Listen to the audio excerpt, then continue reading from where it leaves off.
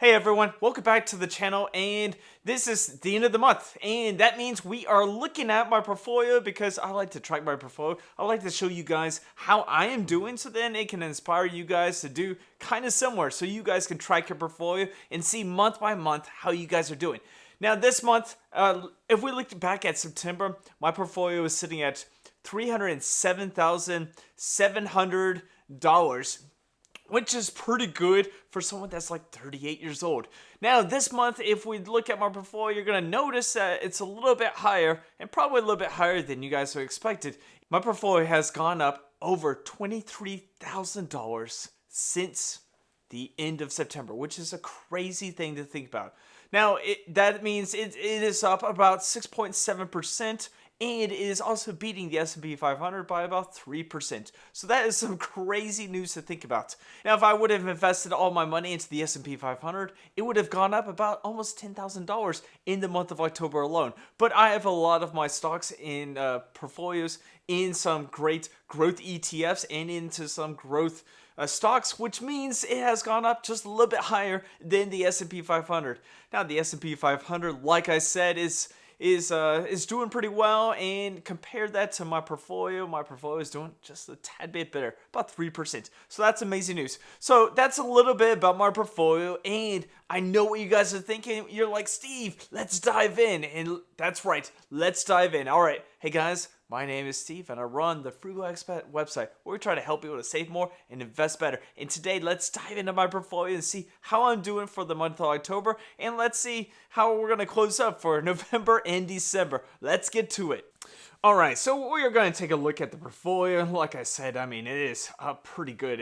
That's $331,441.35 for the month of October. That is some amazing news. Now, we have, now disregard some of these numbers because I had switched my portfolio into a new brokerage account, and so some of this profit is a little bit off because it's looking at some of the profit from this month and some other things from the other portfolio. So it says I have 11 funds, which is probably not true. It's actually I got about 9 funds. So it just hasn't erased SPACs or even the Vanguard fund, because it's got SPACs right here, and that really hasn't updated. I don't have any money in SPACs. I actually don't have any money in Vanguard, the money market fund either, so that's about zero. But I do have my largest fund is VTI, because I've always talked about VTI. That's one of my largest funds, and as you can see, it's got a pretty good value, $233,976. That's amazing. Then I've got VGT, which is my second largest fund. Then I've got VXUS, which is basically the international portion of my portfolio. Then I've got QQQM. I've got some SEHD, which I'm thinking about getting rid of and maybe adding a good covered call ETF to give some more income, and then I can invest in other things with that income. I've got AVUV, which is doing pretty good recently with a small caps doing good. And then SMH is in my M1 Finance, so it doesn't have that many shares into it, but it's still pretty good. And then that's about it for my funds. Now, if we take a look, I've got some information technology stocks, and let's go on. So, recently I have purchased some AMD stocks. I've got some Robinhood. I've got some Apple, Nvidia, Palantir, and some TSMC. So, just to give you guys a little thing, I have moved my portfolio into Robinhood. Now, this was just a way that I could possibly do some options, and in the process, I've gained some more stocks, and I've even shown you guys that I've had Palantir for a little bit. I invested $150 in Palantir, and it's up about 985%. That's crazy to think about. That's because I stopped investing in it. I just put in $150 when it was like $15, and now it's really kind of boomed. So that's a little bit about those. Then I've got some financials. I've got SoFi. I've had SoFi on my Robinhood account for a while, and it's up about almost 48%. I've got JP Morgan on my M1 Finance, which is doing pretty well, and Aflac as well.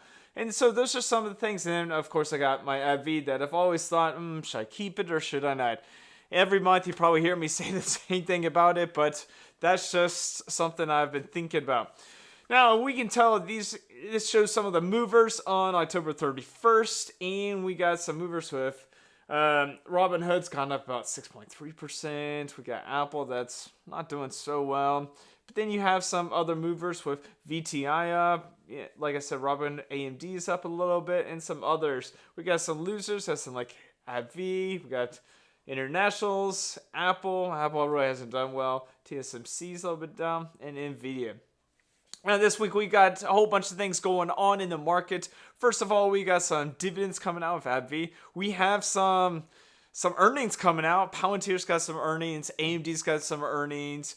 And then we also have some earnings for some other ones. So the market's possibly going to go up and down at the beginning of this month, and then possibly when if a government shutdown happens is over, that could go up and down. Tariffs could happen. I mean, October we saw tariffs went on China and the market kind of crashed, and the tariffs came off, and so the market's going to be a little volatile for the next couple months. But we did get some dividends. I got about 600 dividends from VTI, and then we can take a look at my dividend growth. It really hasn't done much because I've only been in 2025. And then we've got my goal. It's now achievable in 21 years.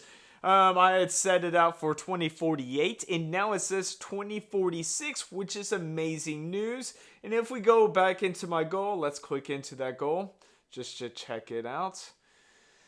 We can tell right here, so I had already 2048 where I was thinking that I was going to get that $1.5 million of inflation, but now it's saying 2046.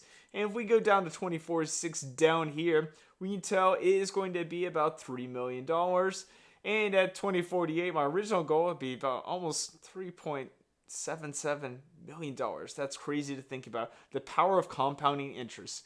And that's just looking at adding more things, reinvesting those dividends, just the market going up and down, and that's why my goal keeps on kind of changing. My hope would be, I mean, if it could like be even closer, maybe 15 years, 10 years, I don't know, 5 years, I mean, that would be even nuts. But that's just some things to think about. All right, let's dive into some analytics. Let's look at some of the growth of these things and see what is going on. All right, this is where the portfolio value and also the growth of it kind of shifts a bit. We can see, so when I transfer my account into Robinhood, you had the account, it had double the accounts, one of my Fidelity account, one of my Robinhood account, so it looks, and then it kind of drops a bit. But what happened is it says it has beaten the S&P 500 by 3.11%. So if all this money was in the S&P 500, it would have earned about $10,000. And right here it says it's earned about $21,642. And so that's amazing news. Now if we come down here to the performance overall, and we can try to compare it to the S&P 500 just to see how it's doing. And we can see the ups and downs, and the blue is my portfolio, the S&P 500 is the orange. We see the ups and downs of what's going on. Right here is probably, yep, that's when Trump announced the tariffs, and then it kind of went back up and up and up and up, and that's just how the market kind of rolls. And it says I have earned about 6.7% on the year. So if we take a look down here, February is when actually I added all my portfolios into my Snowball Analytics, and then we can see, March was pretty good, but then April kind of bad, and then May up, and then we got June up, and then all of a sudden October is up to 6.7%. That is amazing news. And we can see some of the biggest holdings and biggest performance overall. VTI is up 1% in the month. AMD is up 14%. VGT 5.7%. QQQM 1.9%. Then we have Nvidia 2.7, Palantir 7.2, even though it's not a big holding. SMH is 6.9, not a big hold. AbbVie down 7.8, Aflac down 3.1%. So as we can see, the value companies, as in like Aflac and AbbVie, are down, but some of the big tech and big growth companies are up. So right now, my portfolio is taking advantage of those growth companies, and it's continuing to grow for the future. All right, now let's take a look at, we have seen my holdings. We have seen probably the goal. We got a good dividend calculator. So if you don't know, this is all through Snowball Analytics. Now, have been using by Snowball Analytics since February, and if you want a piece of this and you want to track your own portfolio with Snowball Analytics, I'm gonna leave a link in my description and a link in my pinned comments, and you guys can take a look and see how you may like it as well. But every month, I'm gonna show you guys how I do it. All right, let's get to it. Now, we have these dividends right here. We have, it shows you monthly about $310, daily $10, about yield 1.04%, and it shows you like when they'll be deposited.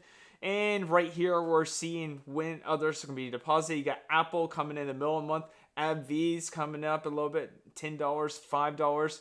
So that's good news for November. Now, we can also take a look at some other tools. Now, here's some dividends. We've got a good yield. We got some dividends. We got SCHD, MV, and some other ones. VTI is, of course, my largest holding, so it's got the most dividends coming in. But then it's got some rankings. And then, like I've always talked about, IV may not be safe, so we got to always think about, should we keep it or should we not? It's a good value company, but it's always a good choice. Now, if I really wanted to look up some good, maybe cover call ETFs, one of my some favorites is like QQQI. So we can take a look at QQQI. Oh, I don't have it. Come up here. QQQI. Let's take a look. All right, let's take a look at QQQI just to show you guys. This is called X-Ray and Snowball Analytics, and it allows us to see kind of an overview of what's going on. So QQQI is a great NEOS Nasdaq 100 high income ETF.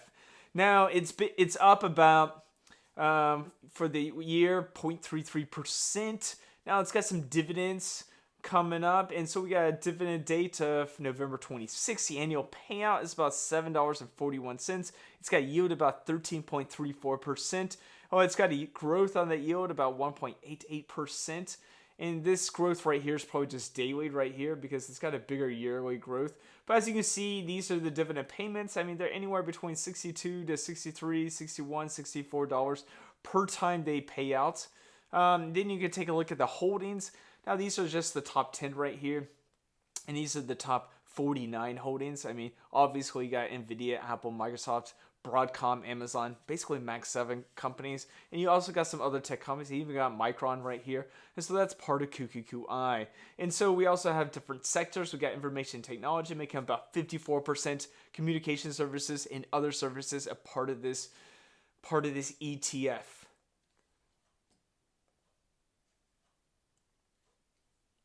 And here's the price history for the 1 year, which is about almost 9%.